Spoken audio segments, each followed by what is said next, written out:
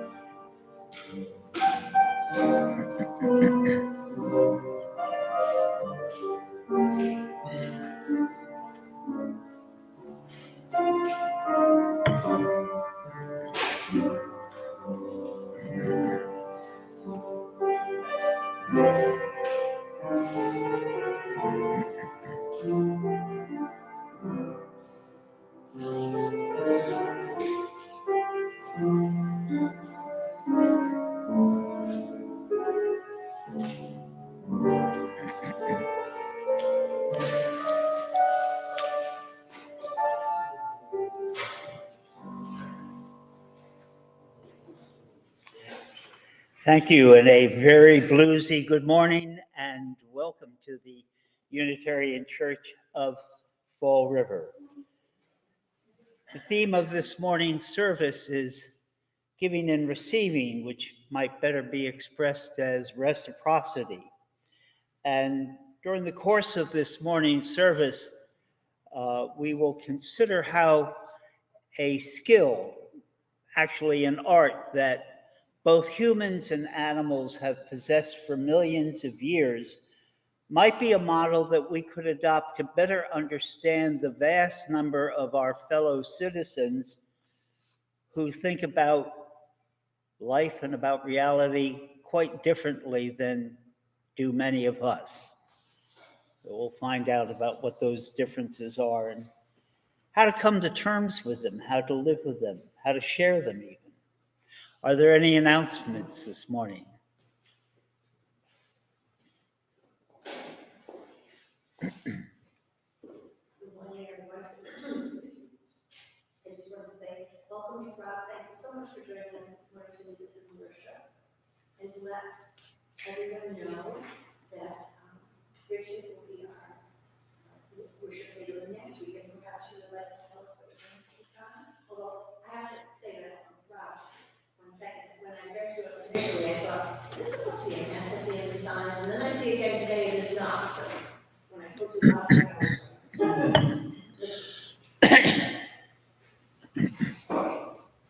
The service next week is about the town of Dane, Massachusetts, which was one of the towns that was destroyed by the Bonneville Reservoir, and about the reactions of the people in the town to that calamity.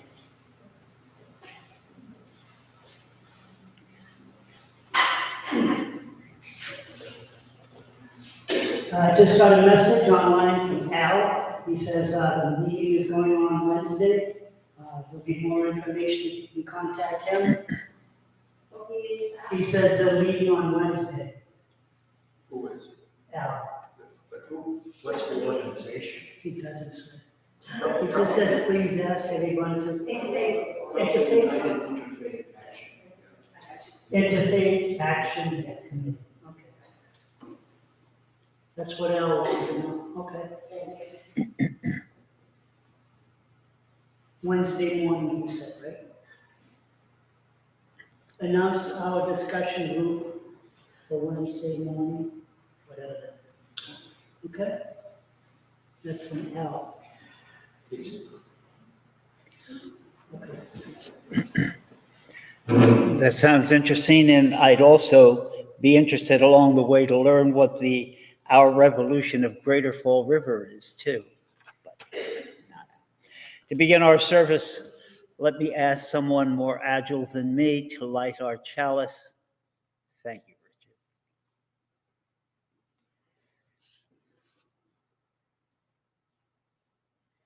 Richard.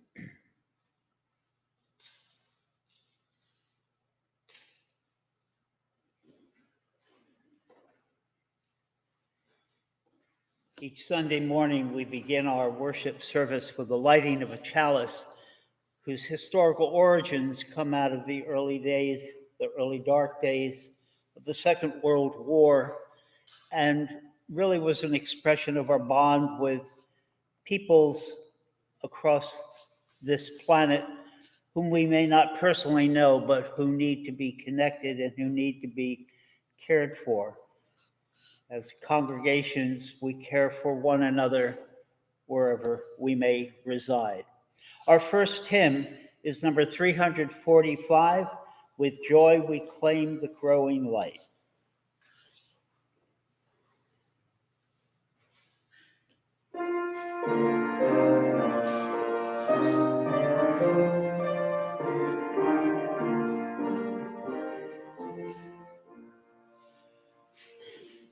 With joy we claim the growing light, advancing thought and widening view, larger freedom, clearer sight, which from the old unfold the new. With wider view come loftier goal, with fuller life, more good to see. Freedom, truer self-control, with knowledge deeper, radiance free. Let us share the affirmation of this congregation. Love is the doctrine of this church. The quest of truth is its sacrament, and service is its prayer. To dwell together in peace, to seek knowledge and freedom, to serve humanity in fellowship, to the end that all souls shall grow into harmony with the divine. Thus do we covenant with each other and with our God.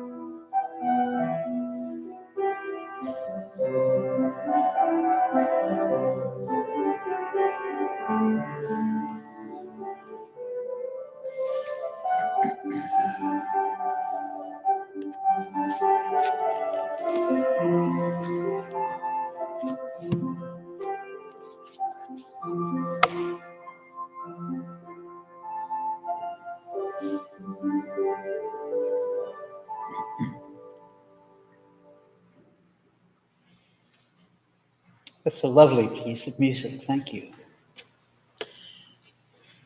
Let us join together in prayer. As we live through this season of darkness, we seek out instances of light. At winter solstice, when we hope for the sun to reemerge from its darkness and promise us the possibility of new growth, of new life in our agricultural lives, but also in our lives with one another come spring. We don't have far to turn to be aware of others on this small planet who are in need of our care. And at times it is very difficult to think of ways in which we can reach out to those who clearly are still suffering, those in Palestine and in particular in a strip of land, the Gaza Strip.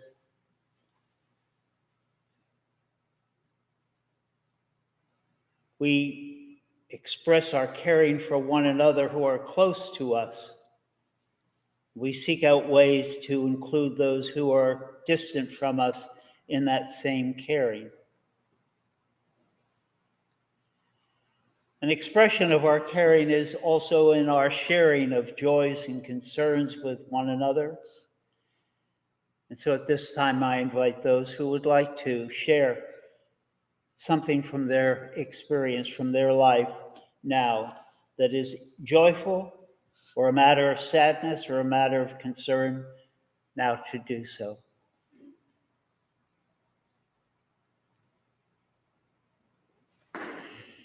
I stopped by Eric's on Tuesday, church this morning. It should be a microphone screen. I stopped by Eric's this morning on the way to church, and he's home. He's got the defibrillator. He's wearing, or he was wearing, he was holding up a T-shirt given to him by his son Stephen. That is a rating of heart attack. Heart attack, 5 stars, but only 1 star. So a poor experience, in other words. Not worth it. He seems to be good. And he's looking forward to getting out of the house in a month or so. So we may see him in a month or so. That'd be great. Thank you for the update.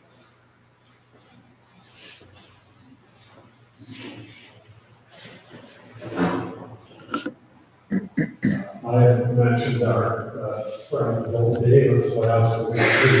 A couple of days ago, I was told you won't get a heart transplant. That's how bad off he was that they were talking about it. There's some lesser procedure, but he's still a hospital. Doing terrible, a little better than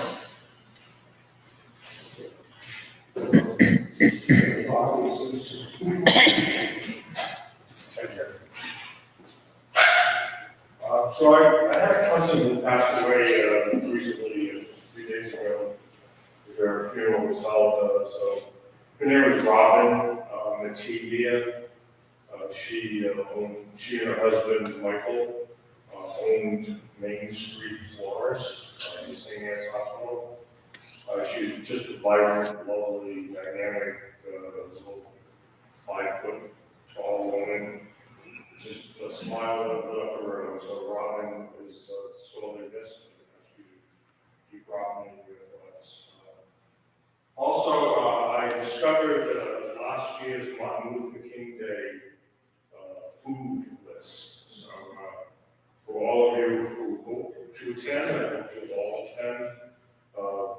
The Martin Luther King Day event will be on Martin Luther King Day, January 20th, which doubles as the inauguration day, which I think is an interesting juxtaposition of how the media will handle Martin Luther King and Donald Trump on the same breath. We have a festive event here. We gather at about 5:30 to set everything up, and by 6 o'clock we serve. We invited Bethel's AME Church, Florida Black Church. That congregation, a very small congregation. We invited them to join us, and I went to services at AME Bethel the last 2 Sundays. Sunday when we came canceled out. And the Sunday prior to that, I went there just in time for the sermon. The minister there is dynamic. She says she's coming. I hope she's coming with members of her congregation. So mark your calendar, January 20th, and let me know what you might like to bring to add to the next year.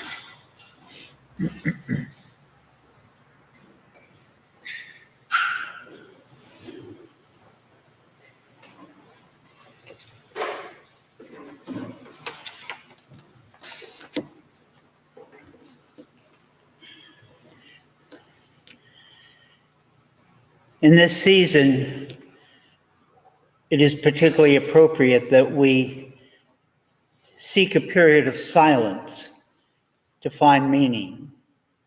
And we practice that in our congregations by allowing a period of quiet, of meditation, in which others who make their presence known to us become part of our silence, become close to us.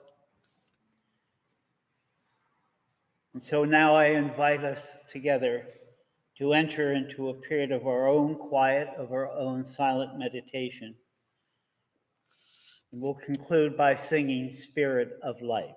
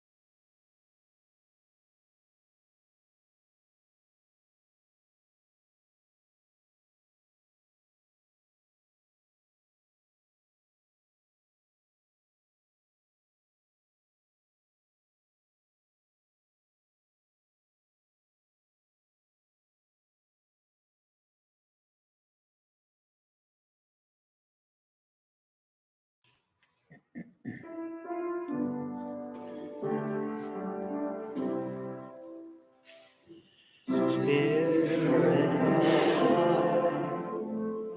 come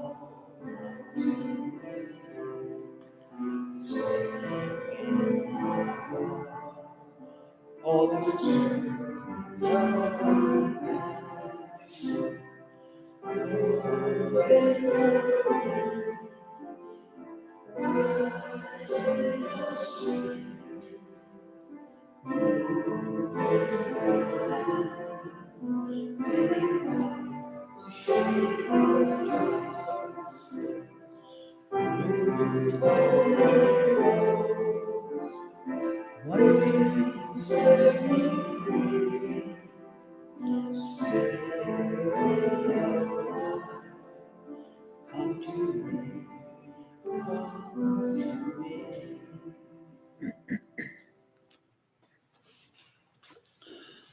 Our hymn is number 83, Winds Be Still.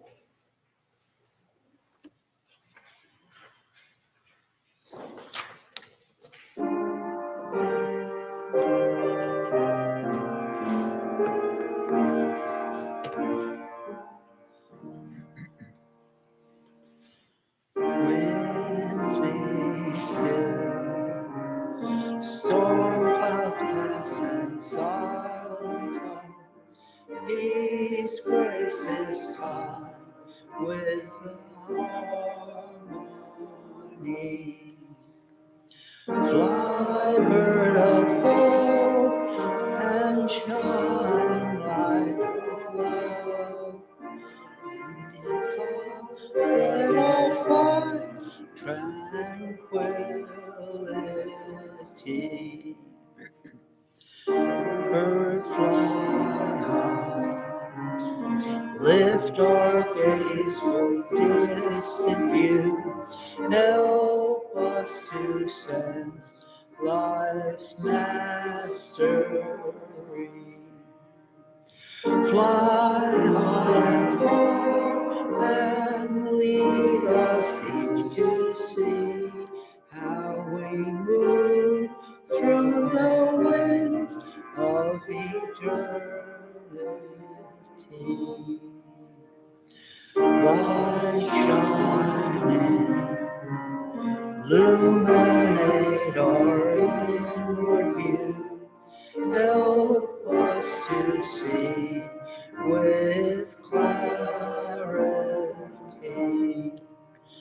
Shine bright and true, so we may learn our songs in new sounds that come your symphony.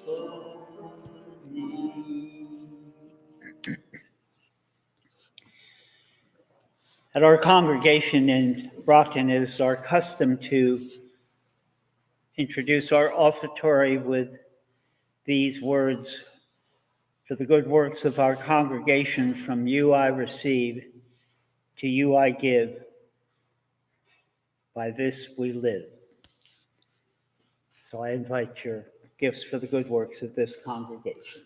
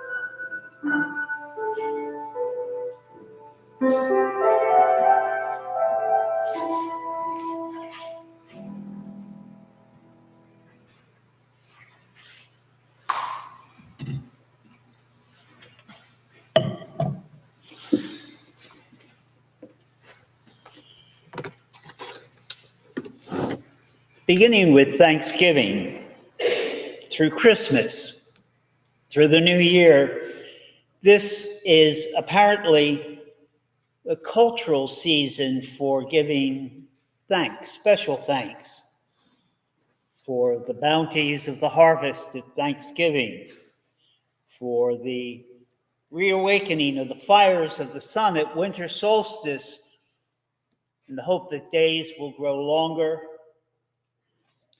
We'll be able to do things after 4:30 in the afternoon. For a new year that should be better than the last, which given most years is not hard to have as an expectation. And in the days post the November election, along with thanks, I tried to preach some wise guidance about how we can face the ambiguity in the days after the election, including the likely chaos as things will play out in our government, especially given the potential mass exit of regular career, nonpartisan government workers upon the appointment of unqualified cabinet secretaries. But today, I'm not going to preach to you about things that I think you should do.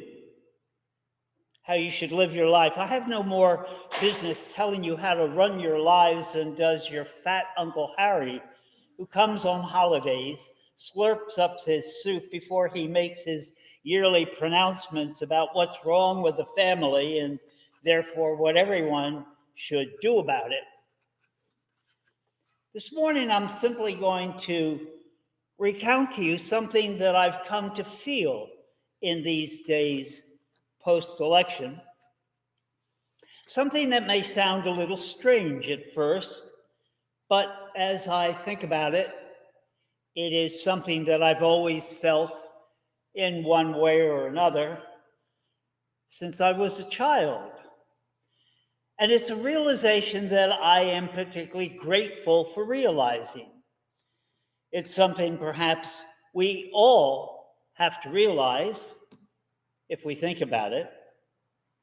And it's this, it's that every day I am increasingly grateful to recognize that I am simply one kind of animal among others, that as a human being, contra Descartes, I am not some being of a fundamentally different kind than any of the other animals that inhabit this earth with us. This is a ontological recognition, which is just a fancy way of saying that I have a primordial kinship with all other living things that leave their tracks and sign upon the soil of this earth. I am the same kind of being as all other species of living things, not some kind of unique being standing above them. Now, I'm closest to mammals, I suppose, which my dogs make me recognize that closeness every day, especially when they're curled up inside me in bed, soaking wet because they've been outside and it's raining outside and they're all wet and they just come in, and the bed is a good place to dry off. But they're as closest to non-mammalian species as well, to birds, to fish, to reptiles, to bugs. For example, you know how you can tell a happy human motorcyclist? By the bugs in his teeth. But seriously, I am in kinship with the smallest beings who leave their track and their sign on earth. I am in community with them. We'll talk about what that community is, because I hold sacred values that make the living community survive, that make it thrive. And that was something that I talked about in another service, a blessing of the animals at the All Souls congregation in Braintree that I was invited to conduct. And it's something that I discuss in my current book, Investigationes Theologicae Mundorum, Tester Latin. Because I consider there what I call the axiological conditions of existence, which is, again, just another fancy way of expressing the recognition that this drive all living things have to sustain their existence, this elan vital, this drive to continue to exist, is based on a kind of conviction, not something that they may formulate as a belief in their awareness, depending upon the species of animal you're talking about, but nevertheless rests on a kind of conviction that existing itself, therefore, must be meaningful, that the series of events that constitute living, being alive, that they matter, they have value, which is just what the term axiological means, what it refers to, value. It's important because value in sentient beings gets transformed into what counts as what we call moral thought and behavior. Now, different kinds of animals, different sentient beings have different forms of moral awareness and moral behavior, of course. But there's more, because this drive to sustain existence, why creatures want to continue to exist. They don't just roll over and die and wait for the nearest predator to take them. It's coupled to a kind of underlying need, which to me, I keep coming back to this feeling of being at home in the universe, to have some sense of belonging, which is basically the idea that life has a rightful place in the universe, that one's existence is not fundamentally alien. And I think that that is a value that has to be granted to every form of life, from lowly collections of chemicals that constitute the networks of hi-fi. What are they? These are the threads of fungi in the roots of plants that are what actually interact with the environment. They determine what the plant becomes throughout its root, throughout its life, throughout the phases of its life. Well, from that very perhaps simple, phylogenetically anyway, form of life to more advanced forms of human life, advanced in terms of their complexity or their mobile capabilities or whatever criteria one would want to assign to their term of their being advanced. And this need for belonging arises, I think, because forms of life do not exist in isolation.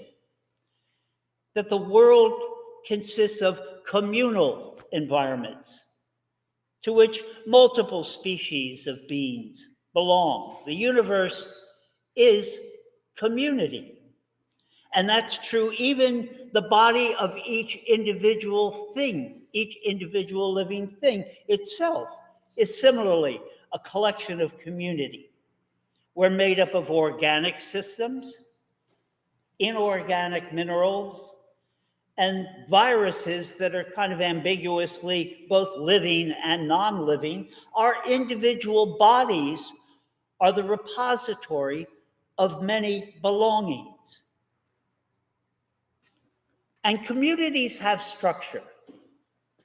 That's the form under which moral behavior arises. And it's because we are in community with others that are unlike us that I believe then that the chief characteristic of morality must involve reciprocity, where every form, every act of taking from nature, taking from other living beings, has to be accompanied by intentional acts of reciprocity, of reciprocal forms of gratitude towards nature, towards entities in the environment in which different living beings exist, whose consumption or use of some of them is required to sustain one's own existence. And we've seen an intentional sense of this reciprocity exhibited in the hunting rituals of some human beings, indigenous Americans. The Wampanoag, our indigenous forebears in this neck of the woods. The Wampanoag appeared to have, quite naturally, a more mutualistic, reciprocal view of life. And if you look back at the interactions between the Wampanoag and the early pilgrims in and around Plymouth, you will see it is a rather different view of what constitutes communal structure. So the Wampanoag had a concept of reciprocity that was expressed in the utterance kirtan. It's sometimes taken, but it's really not anything like an equivalent of God as God is understood in Western religious traditions. But the expressing the concept represents acknowledging a power that was important to the Indian spiritual sense of the proper relations first between humans and nature, and therefore also it was a model for the proper relations between humans and other humans. And the power of kirtan was frequently seen as an object in song and dance. The Wampanoag were known for having Thanksgiving and gift giving be accompanied by festivals of dance. And during these festivals, those who were in need in the community would be given gifts that would help them get by if they were suffering some kind of loss. Gift giving was especially important in Wampanoag culture. And so you could say that this idea of reciprocity expressed by the term, by the utterance of kirtan, they would actually shout that, kirtan, if they had a successful hunt, kirtan, was acknowledging a spiritual dimension within the natural order that impacted, even governed human relations with both animals and with other humans. The practice of reciprocity, of generosity, of reciprocal gift giving existed at multiple levels of Wampanoag society. It was expressed in terms of the relations between humans and non-humans in Wampanoag hunting rituals. So, for example, there was a ritual that involved solemnly and sacrally removing the heart, the left rear foot, the tongue of a moose before preparing venison. And what it was an expression of the fact that animals had to be respected as sources of spiritual power. They had to be properly treated even as they were being consumed. So the social effect of this was to discourage the excessive killing of game. It confirmed that there was a kind of balance of dependency that needed to exist between humans and non-humans. So every act of taking from nature was always accompanied by an intentional act of reciprocity, of reciprocal gratitude towards nature. You might say it was a form of giving back, as people say nowadays. So I don't care if any of that represents UU values or not, because quite frankly, I find the latest articulation of UU values that came out of the last big UU powwow, the UU convention in June, rather bland and over-intellectualized. And in particular, I think they're probably alienating to more than half of the Americans who didn't vote the way that most UUs had hoped in the last election. And that more than half is actually just numerical, because if you actually look at that division geographically, red and blue, congressional district by congressional district, you'll see America as a sea of red. And there are only blue fringes in New England and along the edges of each coast. And I mean the edges. You look at California, it's only along the Pacific Ocean. You go inland from there, and it's red again. There was one blue spot in Nebraska, however, in the Omaha, which I treasure, and a little bit around Chicago, or shall I say, Chicago.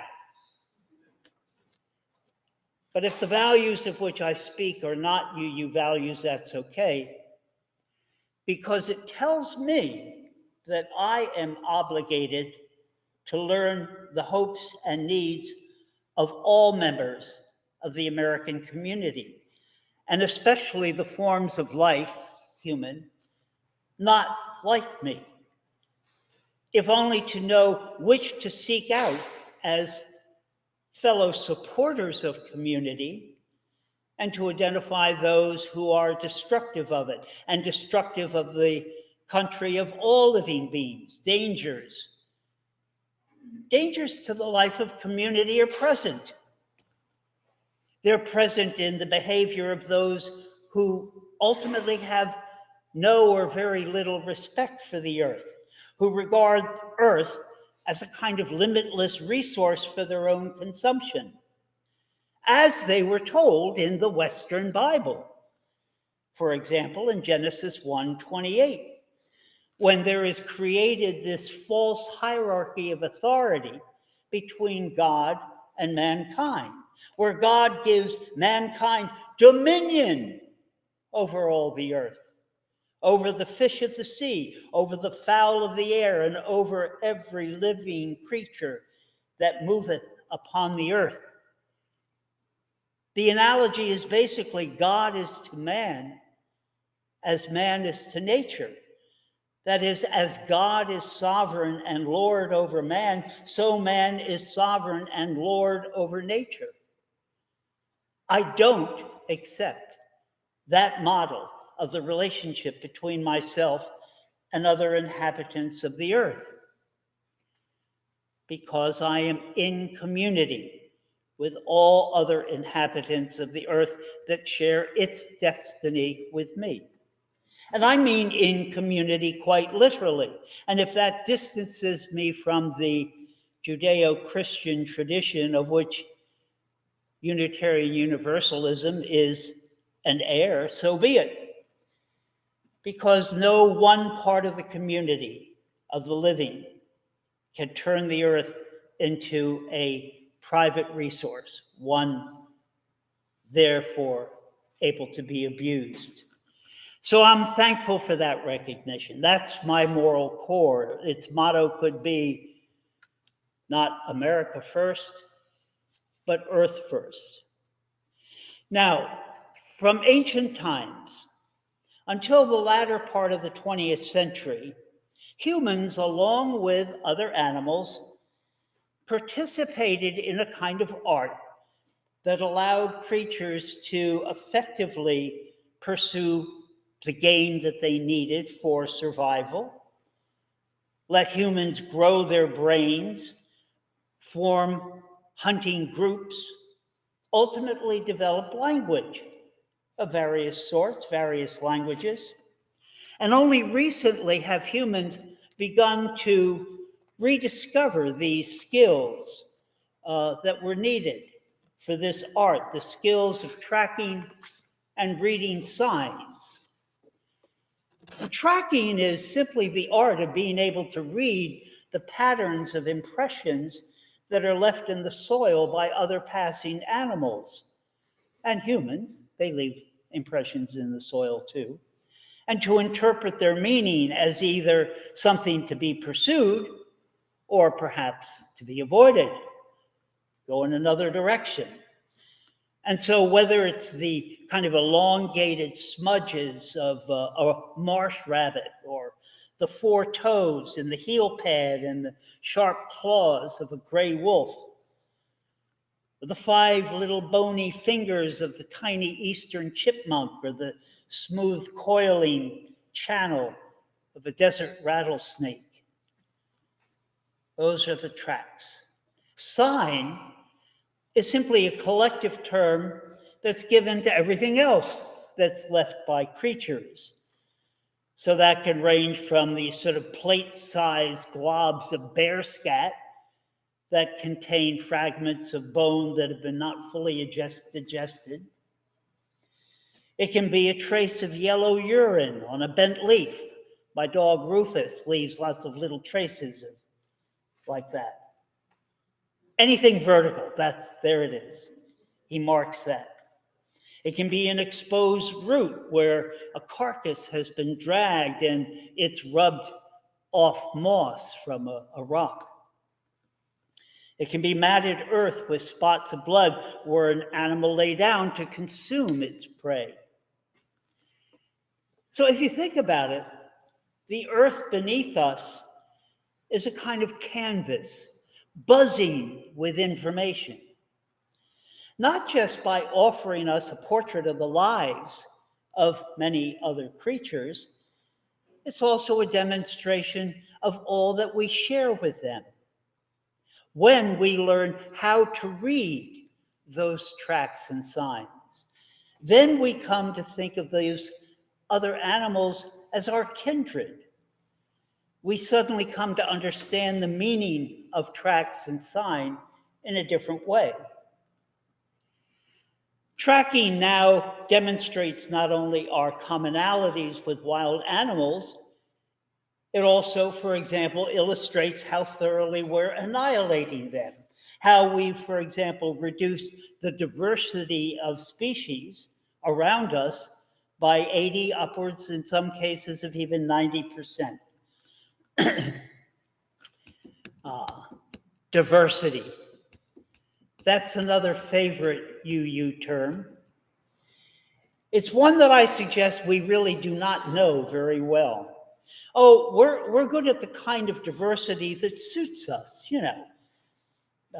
sexual preference or ethnic diversity, any kind of diversity as long as it fits the particular political and, let's say, theological views we have, as long as it fits our own agenda, which means that UUs are very good to preaching to one another. Well, I need to learn, I think, how to read the tracks and sign of all the diversity. And in particular, the kind of diversity that, for example, winds up in private militias in Idaho. This was the diversity of guys that I was scornfully looking at. I was selling off my own little arsenal of handgun weaponry. And these were the guys who were right there with me, who were greedily at the time, because there was a worry about being able to get weapons like AR-15s and Uzis. They were buying up all the AR-15s they could, that they could lay their hands on. Certainly not for hunting, unless other humans were their game. It's the diversity of people who, strangely, but apparently happily, elected a deceitful, morally degenerate, racist, convicted felon to lead this nation for the next 4 years.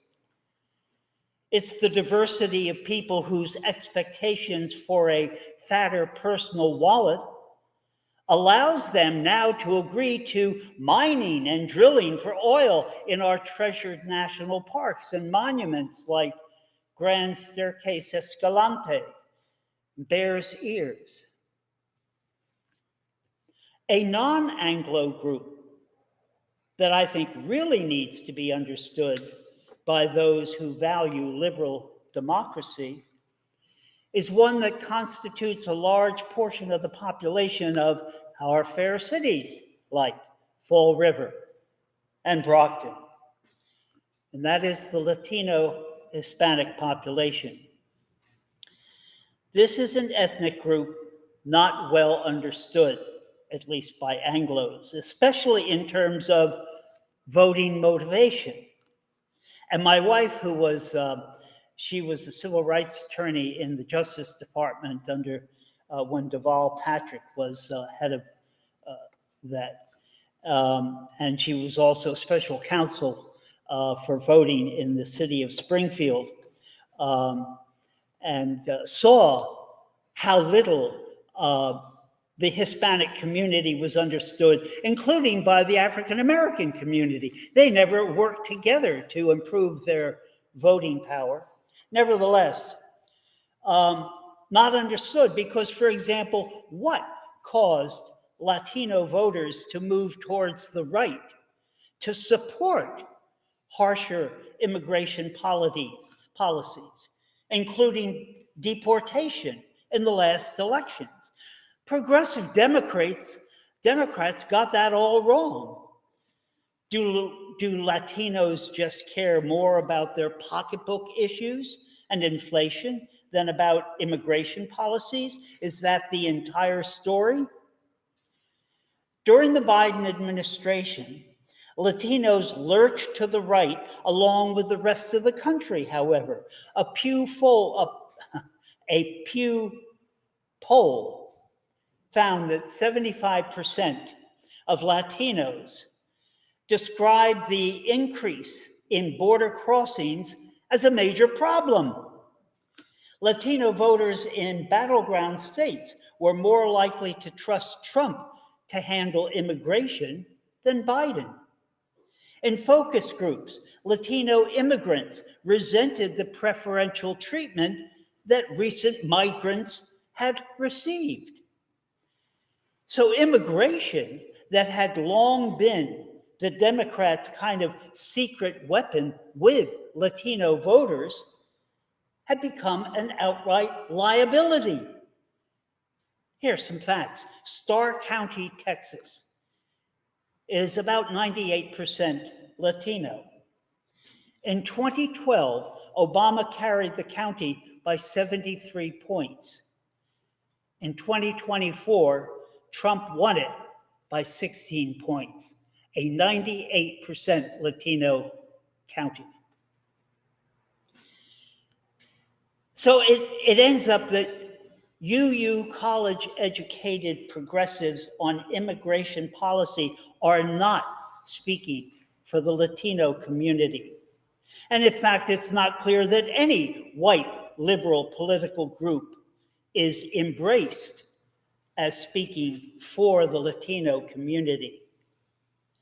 Understanding the Latino community, therefore, is a task that I've set for myself. And I've traveled widely in that community, in Spain, in South and Central America, in Brazil, Cuba, Nicaragua, Colombia, Uruguay, Argentina. I play Latino music, vallenato, the folk music from Colombia, forró. It's a kind of folk music that sounds a lot like Cajun, and Zydeco from Brazil, the northeast corner of Brazil. I play that on my instruments. I really need to understand that community and its politics. So I'm thankful for realizing that it is a matter of the survival of the community of living beings with whom I share this planet that I learned to use the model of reading tracks and sign in soil and learning how to apply that model to read the tracks and sign of a vast number of fellow citizens unlike me who might take the nation on a tragic course that perhaps will only be realized by their own grandchildren. And most of all, this morning, I'm thankful for finding kindred spirits in this room with whom I can share that moral quest. That's the task I've set for myself. I invite any who seek to join me to join me, because I think it's critical in communities like Brockton and Fall River, which are demographically very similar, that they engender a concept of their diversity that becomes a sign of honor about that community. I see that happening in New Bedford to some degree. I see that happening because I was there as an intern for 3 years. It relishes its diversity in ways that Fall River and Brockton haven't quite got to yet. So there is work to be done. Anyway, that's my, I said I wouldn't preach about what you should do, and I just ended up doing, well, you can blame me for that, but I hope you'll see the point, the logic. I mean, there is an underlying logic which to me can lead in no other direction. We have to understand all the people who are so very different from us, whether it be among the Pentecostals, which are a very popular movement, especially among the Latino community, or the farmer who has been beset on all sides by all administrations, because the small 200-acre farmer is a kind of being going out of existence in the face of Arthur Daniel Million, Midlands, and other industrial farming, which, by the way, is not good for the environment because monocrops are also harmful of the needed diversity of plants on this earth. So enough. Our final hymn is number 12, Oh Life That Maketh All Things New.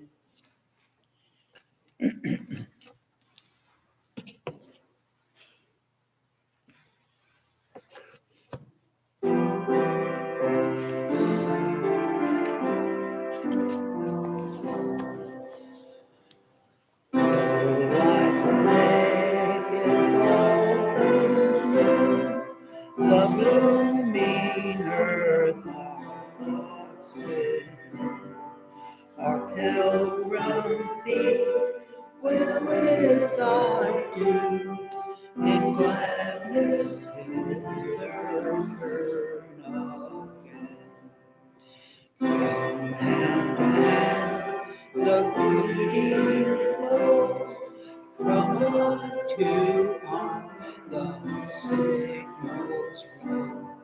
From heart to heart the bright hope glows, the seekers of the light are one in the freedom of the truth, one in the joy of paths untrod, one in the soul's perennial youth, one in the larger thought of God. The freer step, the fuller breath, the wide horizon grander view, the sense of life that knows no death, the life that makes all things new.